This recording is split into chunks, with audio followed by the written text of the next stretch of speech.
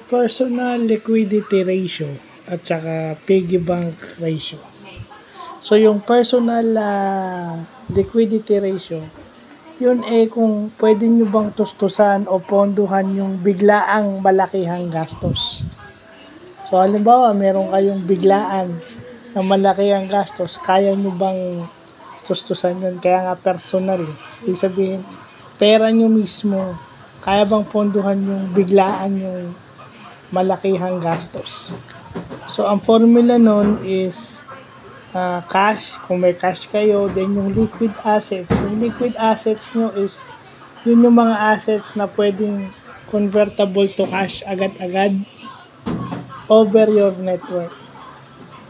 So, pag medyo mataas yung numero nun, dun malalaman kung kaya nyo tustusan yung biglaan gastos.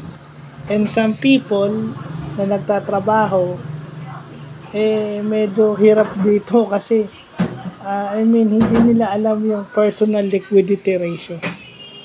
Alam nila yung liquidity sa office.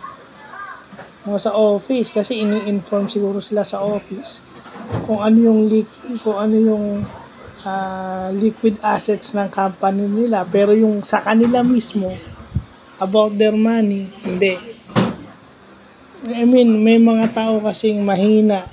Isama na natin doon dahil ngayon lang ako natututo ng financial literacy. Mula nung nag-masters ako, doon lang ako natuto ng financial literacy kahit papaano. So, yun.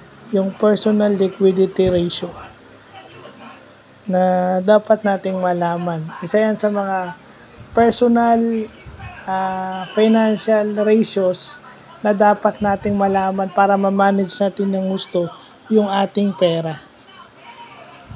So, yun lang po.